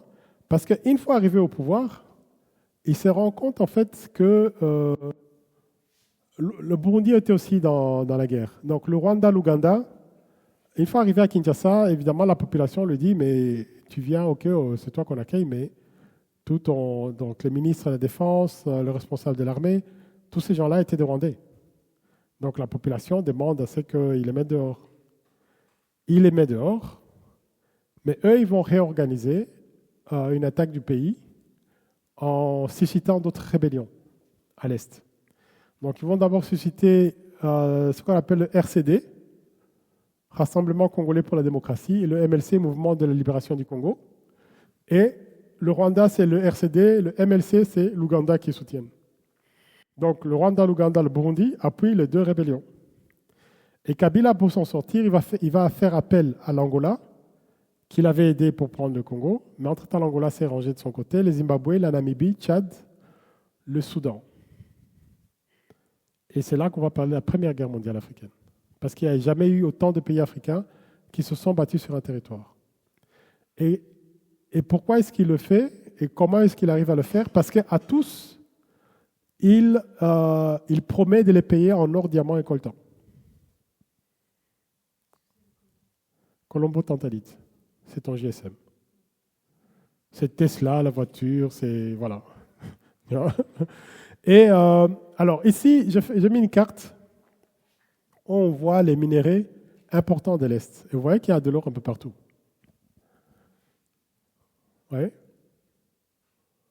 Alors, tous ces pays qui viennent se battre là ne sont pas du tout au courant de ce que représente en fait le potentiel minéral, on va dire, du Congo. Ils ne sont pas du tout au courant de ce que ça représente. Mais au fur et à mesure que la guerre continue, ils traversent des zones minières. En fait, c'est là qu'ils se rendent compte que ce pays est riche, mais il n'y a pas de mots pour le dire. Tu vois? Et qu'est-ce qui va se passer? Pour se partager les minéraux d'or qu'on va découvrir au niveau des Kisangani, l'Ouganda et le Rwanda, qui sont pourtant dans le même camp, vont s'affronter militairement entre 1999 et 2000. Ils vont avoir des pertes énormes de deux côtés. Le Rwanda semble mieux s'en sortir avec cette guerre-là. Et il va y avoir plus tard la Cour internationale de justice qui va condamner l'Ouganda pour le massacre qu'il y a eu à cause de cette guerre et la destruction de la ville. Ils vont être condamnés à payer 10 milliards au Congo. Le Rwanda, par contre, échappe à la condamnation parce que le Rwanda va jouer des astuces juridiques. D'abord, ils ne reconnaissent pas la CIG, comme la CPI. Et donc, ils ne peuvent pas être déférés en justice. Et c'est comme ça qu'ils échappent.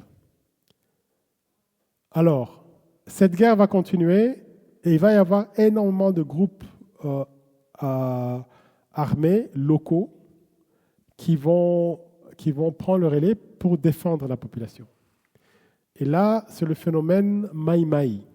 Donc, c'est des groupes de protection de la population locale qui vont venir. Et ça devient un conflit. Plus personne ne sait qui se bat contre qui, mais enfin, tout le monde se bat contre tout le monde. Yeah. Alors, puis va arriver, oui. Si, Mungano, j'oublie le nom, mais c'est un mouvement. Non, on dit mouvement en français, c'est Mungano, donc c'est une union. Mais j'oublie le AI, parce que c'est deux fois AI, Maï. Mais aussi Maï, l'autre chose qu'on dit par rapport à ça, Maï en swahili, ça veut dire de l'eau. Et donc, la croyance qu'il y avait derrière, parce que c'est un mouvement armé, on va dire, mystique. Et l'autre croyance qu'il y a là-dedans, c'est que quand ils portaient leur fétiche, si tu tirais dessus, les balles se transformaient en eau. Il y a quelqu'un qui veut savoir quel fétiche il s'agit? Tu veux? Tu me vois après la conférence. Et donc, en fait, les Maïmaï entrent dans la guerre. Et puis, à un moment donné, à ce moment-là, moi, je suis ici, j'ai fini mes études et je travaille. Et surtout, on est en train de préparer avec d'autres copains des conférences, en fait, pour expliquer ce qui se passe au Congo. Et que c'est une guerre injuste, c'est une guerre de prédation, en fait. Et que les gens sont là, pas pour le bien de la population, parce que partout où ces armées arrivent, qu'elles soient des armées gouvernementales et autres, la population est tuée, saccagée. Donc, on prépare des choses là-dessus. Et puis, il y a un copain qui travaille à l'Union européenne et qui nous dit, dans la sécurité, mais enfin, dans la sécurité, on va dire, dans l'armée, qui nous dit, vous savez, l'Union européenne a les cartes satellites, a les photos satellites d'emplacement des Maïmaï en préparation d'un bombardement de ces camps. Et là, on s'est dit, pourquoi est-ce qu'on veut bombarder des groupes qui défendent la population et pas les autres belligérants? Parce que ce qui est clair est que c'est eux qui amènent, donc c'est un groupe qui se protège, qui veut protéger la population. Pourquoi est-ce qu'ils vont bombarder? Et c'est là qu'on commence à comprendre que, en fait, Le problème, c'est toujours les minéraux, parce que la guerre, en fait, se concentre sur ces parties-là de l'Est. Et se concentre vraiment là où il y a les minéraux. Toujours, toujours, toujours. Et quand on découvre quelque chose de nouveau, parce que ce qui est incroyable, c'est que depuis les années 90, on a découvert énormément de ressources au Congo, au-delà de ce qu'on pensait. Il y a aujourd'hui des minéraux qui ont des noms encore techniques, KM23, quelque chose comme ça, parce qu'on ne sait pas encore ce que c'est, mais on voit le potentiel qu'il y a derrière. Alors, dans tout cela va arriver l'assassinat de Kabila. Tu vois? Parce que les tensions extrêmes en pleine guerre régionale, il y a des rivalités militaires, mais aussi politiques à l'intérieur du pays. Il y a tellement de choses qui se passent de part et d'autre que Kabila va être abattu par son garde du corps dans son bureau au palais présidentiel. Il ne ressemble pas à ça, mais c'est pour vous donner une idée. Parce que je n'ai pas trouvé la photo, je me demande pourquoi. Le palais présidentiel dans lequel Kabila a été assassiné s'appelle le palais de marbre. Pourquoi il s'appelle le palais de marbre? Parce qu'il était construit avec du marbre.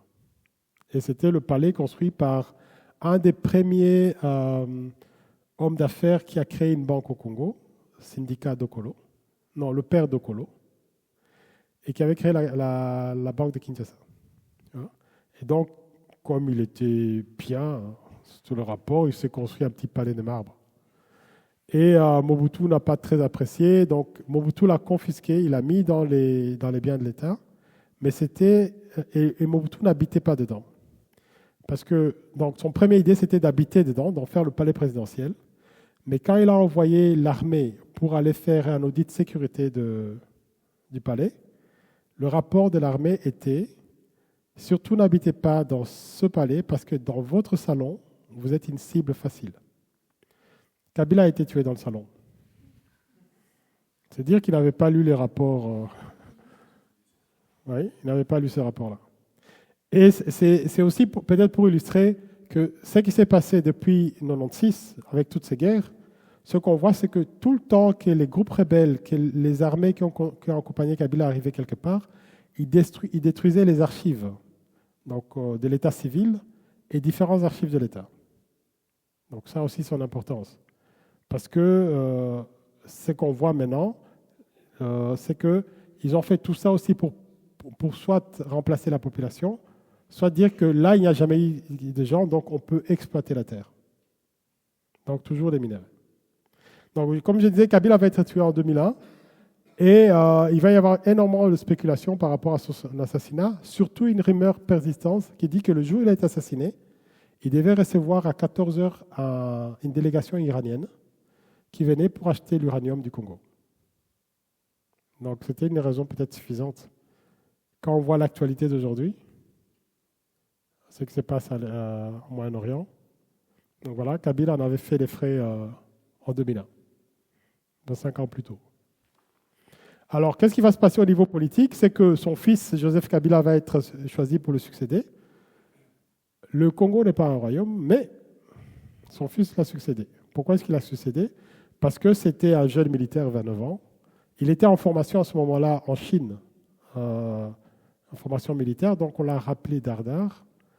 Et c'était le consensus entre les différents groupes qui avaient été au Congo, donc l'Angola, le Zimbabwe, la Namibie, le Tchad, tous ces pays-là étaient d'accord que Kabila pouvait remplacer son père. D'une partie parce qu'il est venu au Congo avec les Rwandais, donc les militaires qu'on appelait Kadogo. Kabila faisait partie de ces militaires rwandais.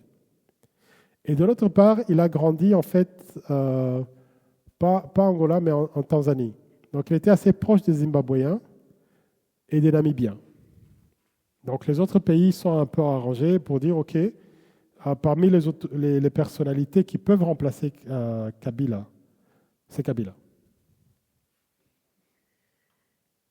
Et là, on va avoir une période d'accalmie avec l'arrivée d'une mission des Nations Unies au Congo, MONUC.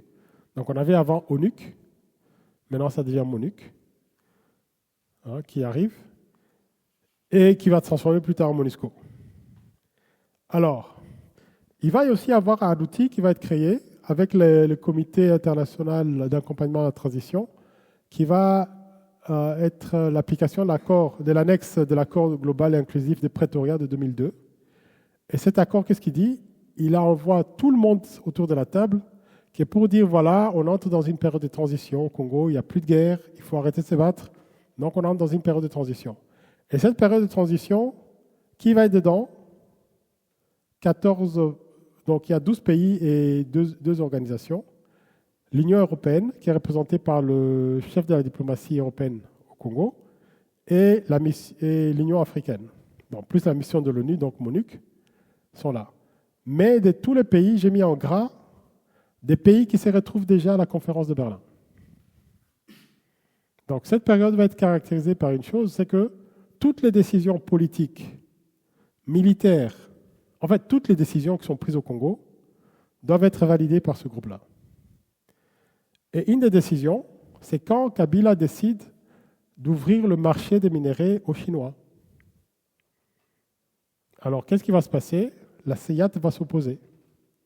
Mais quand la CIAT s'y oppose, Kabila, il est très malin à ce moment-là, c'est qu'il organise une conférence pour, comment dirais-je, mettre autour de la table les deux parties. D'un côté les Chinois et de l'autre côté ceux qui pensent que c'est un contrat léonéen, parce que ce contrat va avoir l'objectif léonéen, parce qu'on dit que le Congo ne gagne rien. Alors qu'est-ce qui s'est passé? C'est que la Chine proposait d'extraire sur le sol congolais plus ou moins l'équivalent de 90 milliards de minéraux, et ils construisaient pour 8 ou 10 milliards, je ne sais plus, d'infrastructures.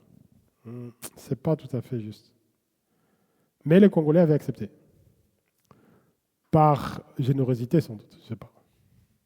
Plus tard, bon, ce marché, il n'est plus d'actualité, hein, pour plusieurs raisons, mais je peux le dire, mais pour plusieurs raisons.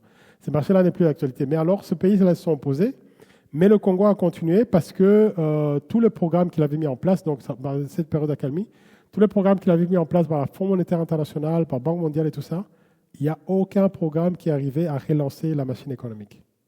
Mais là, par contre, il y avait pas mal de devises qui pouvaient entrer par la Chine, et c'était pas mal. Alors, on a vu aussi à ce moment-là, et là, tu peux intervenir parce que je crois que c'est ton domaine, c'est à ce moment-là qu'on voit, vous ne savez pas de qui je parle, hein, Yann. Il va se reconnaître. Mais c'est à ce moment-là qu'on voit arriver pour la première fois une enveloppe de 4 milliards sur le Zaïre. Donc, depuis que l'État indépendant du Congo et tout ça, personne n'avait investi plus de 4 milliards au Congo pour soutenir l'économie.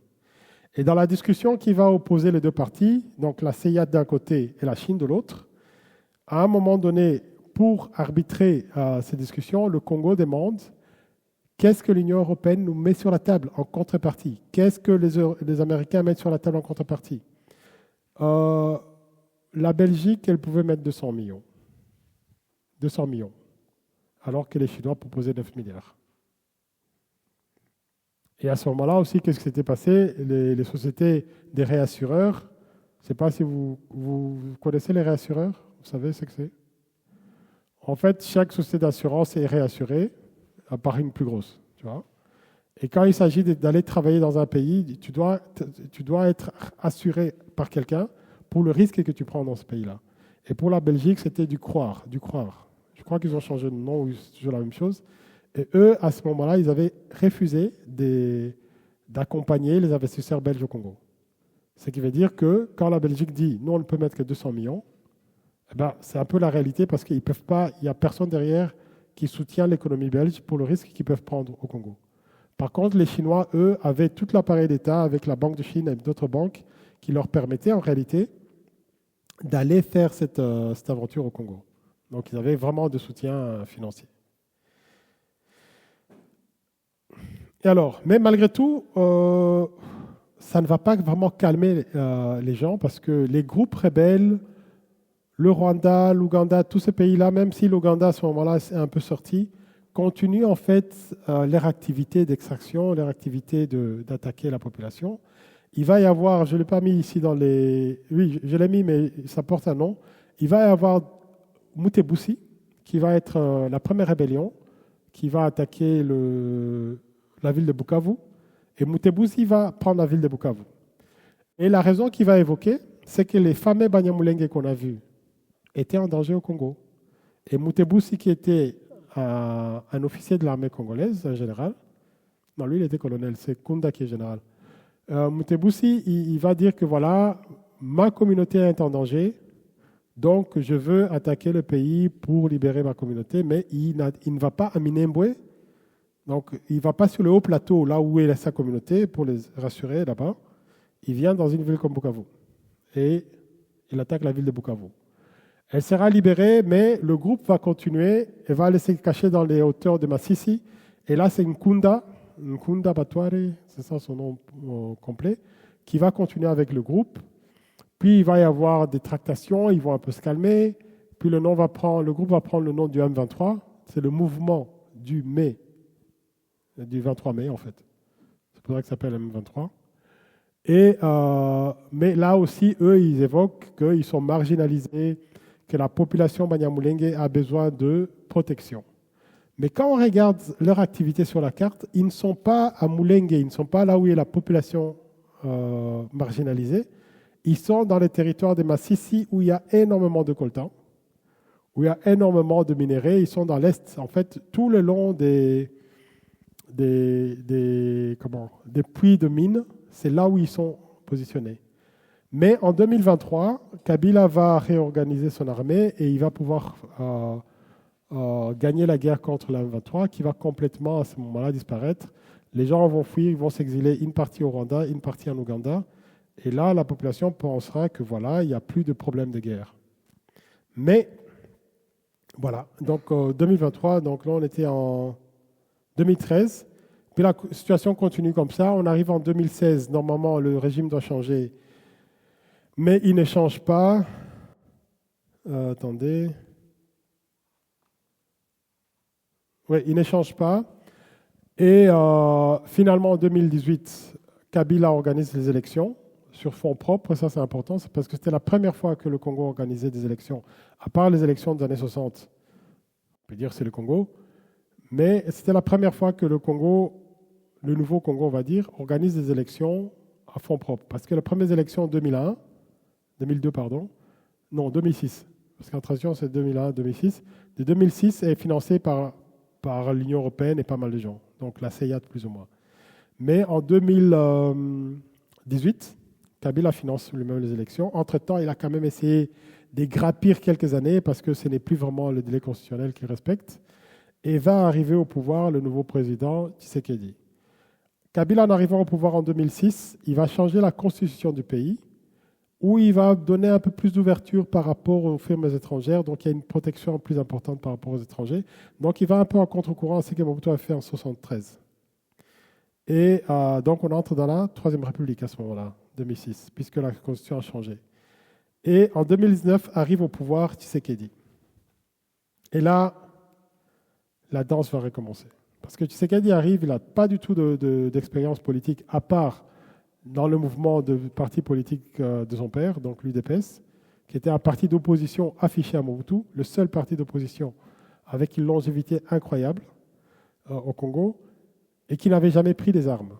Donc il était beaucoup plus crédible pour la population. Mais malgré tout, on ne peut pas dire que Tshisekedi a gagné les élections. Donc il y a un arrangement qui se passe entre le président Kabila et Tshisekedi pour qu'il monte au pouvoir. Il arrive au pouvoir et dans sa générosité, il va libérer beaucoup des militaires du M23 qui avaient été faits prisonniers par Kabila. Et ce sont ces mêmes militaires qui, petit à petit, vont susciter ce qui s'est passé à l'Est et vont réorganiser la rébellion qui va aboutir,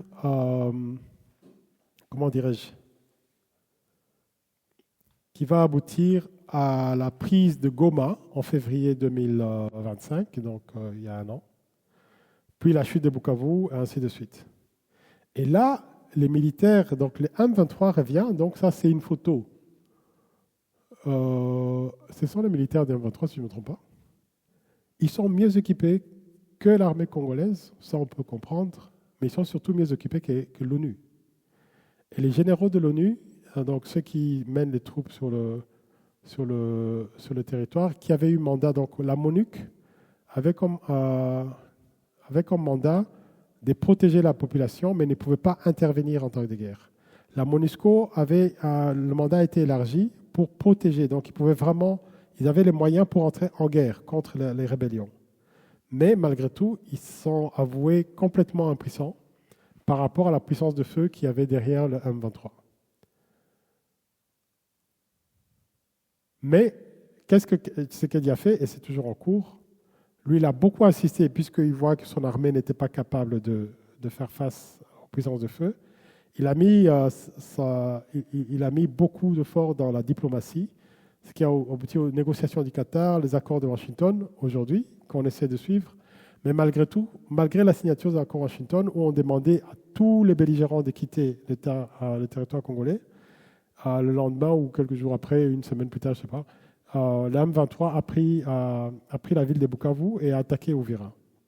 Mais là encore, ce qui a sauvé la ville d'Uvira, c'est que les Maï Maï, qui s'appellent plus aujourd'hui Maï Maï, qui ont pris un autre nom, se sont interposés et petit à petit, l'armée a pu retrouver des forces pour pouvoir faire face aujourd'hui.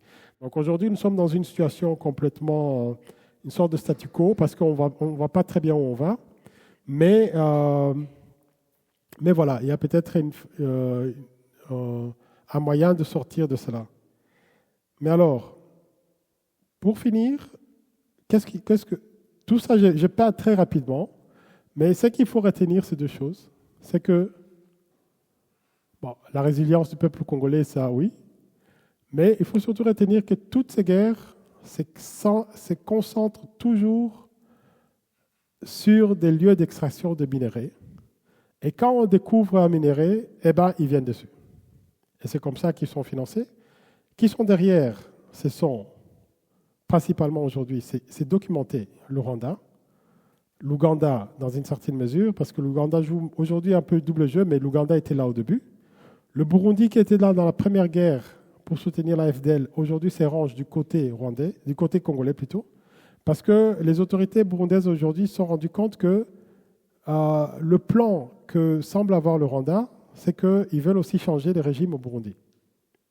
Alors, le Rwanda et le Burundi, ce sont deux pays similaires en termes de population, mais complètement différents en termes de pouvoir. Ça veut dire que si on a les Hutus et les Tutsis de deux côtés, mais les Tutsis, pendant très longtemps, n'étaient pas impliqués dans le pouvoir au Rwanda, après l'indépendance surtout, et aujourd'hui, c'est eux qui ont le pouvoir.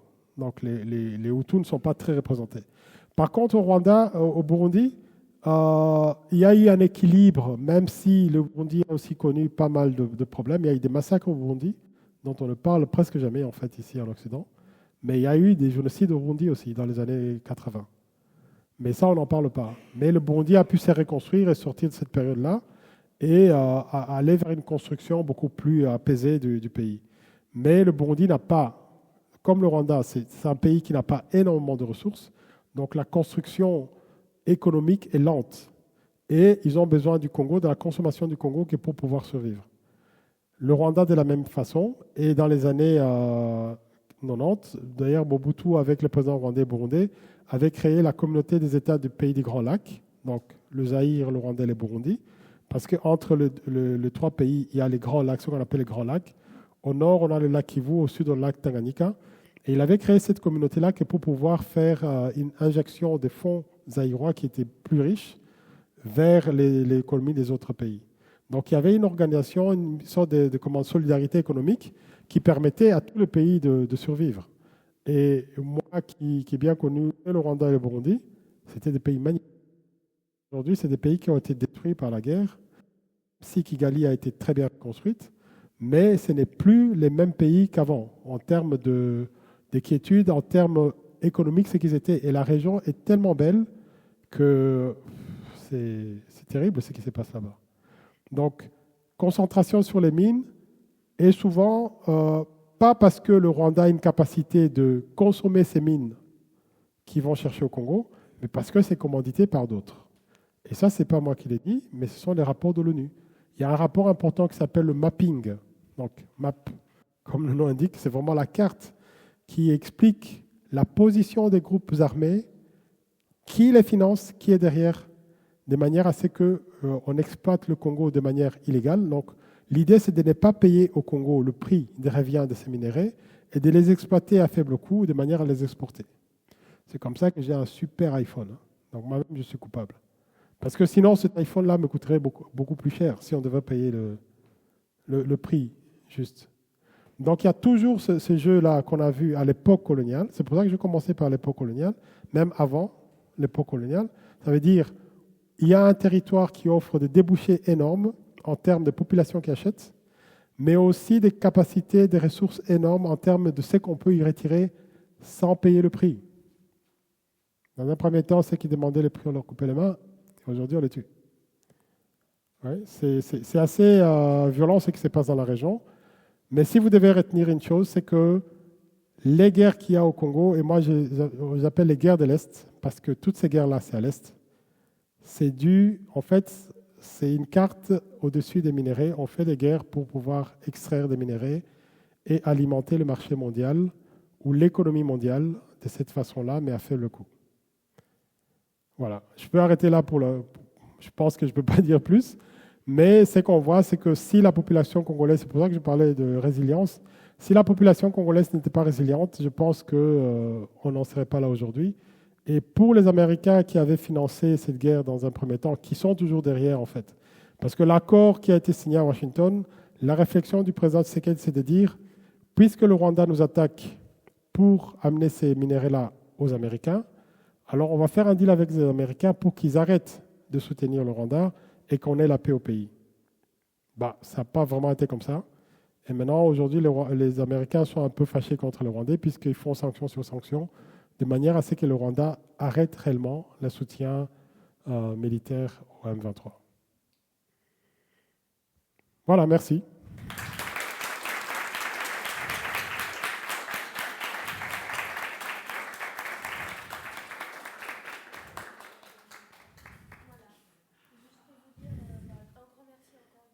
T'en prie.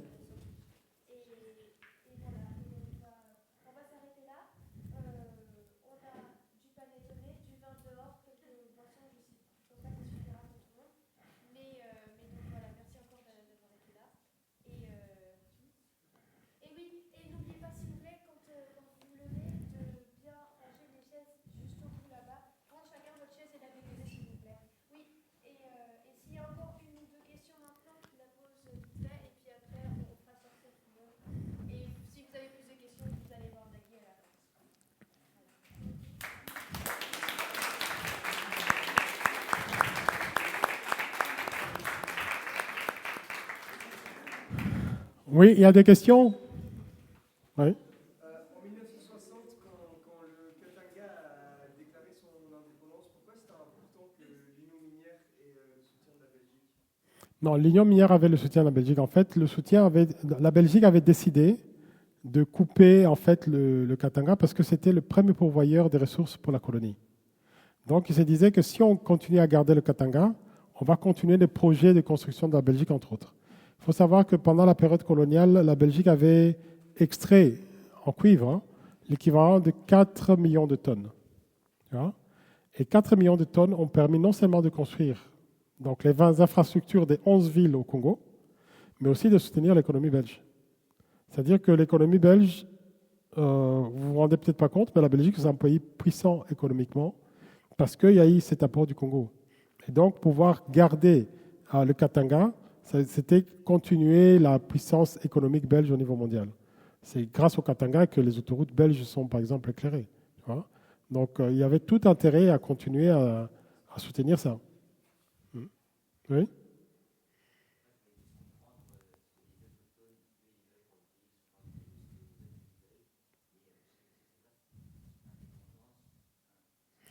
Non, aujourd'hui, en réalité, parce qu'il s'est passé beaucoup de choses. Qui dit guerre, dit évidemment. Il y a beaucoup de sujets dont je ne vais pas parler parce que ça peut être traumatisant.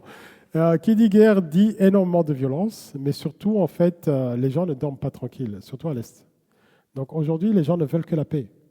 Et c'est arrivé à un point tel qu'ils s'en foutent de qui va amener cette paix-là, tant qu'on retrouve la paix.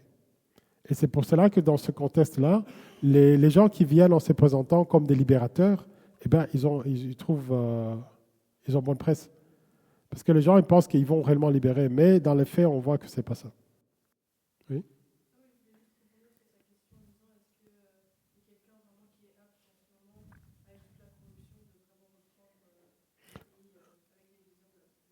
Si, il y a toujours quelqu'un. En fait, il y a toujours quelqu'un. C'est ça. Beaucoup, j'ai dit tout à l'heure que Tshisekedi n'a pas gagné les élections. Ça, c'était un fait. Tu vois. Tshisekedi a eu un accord avec le président Kabila pour qu'il puisse devenir le nouveau président. Celui qui a gagné les élections s'appelle Fayoulou. Fayoulou, il a eu l'erreur de menacer Kabila alors qu'il n'était pas encore assis sur le chaise du président. C'est-à-dire que quand Kabila reçoit les premiers résultats et que les résultats confirment que Fayoulou a gagné les élections, il appelle pour le lui annoncer et pour le rencontrer en disant voilà, il faut qu'on se rencontre pour le passage. Donc il y a des négociations secrètes qui se passent avant même. Et Fayoulou va lui dire au téléphone ben, tu es cuit, mon gars, parce que toi et ta famille, vous allez tous croupir en prison. Donc, quel homme va dire je vais aller signer avec quelqu'un qui va me mettre en prison?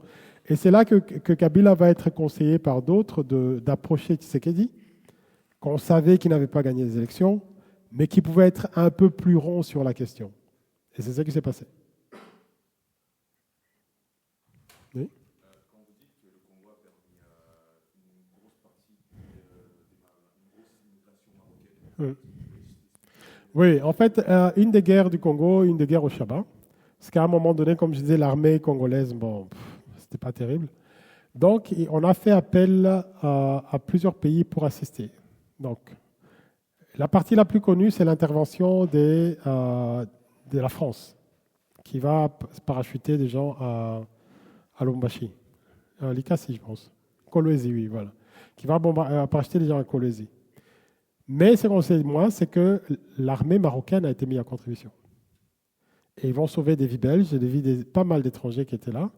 Et l'Union minière, qui est toujours présente, va vouloir remercier le Zaïre et les autres d'avoir libéré en fait ça. Mais Mobutu, très fier, il va dire non, c'est chez moi, pas besoin de me remercier plus que ça. Par contre, rétribuer les Marocains. Et en ce qui concerne la rétribution des Marocains, donc on a décidé à ce moment-là de former 5000 Marocains, de les envoyer dans les universités en Belgique, tout frais payé. Donc c'est comme ça que 5000 Marocains vont venir faire des études en Belgique. Et dès là, il y avait eu d'autres accords dans les années 60 avec le roi Baudouin, mais ces 5000 vont être fondateurs pour que la communauté marocaine arrive en masse, surtout très instruite, et qui va permettre après le déroulement qu'on a vu avec les Marocains en Belgique. Voilà. Oui. Question? Ben, s'il n'y a pas, on m'a dit qu'il y a des pénétones et donc on va se...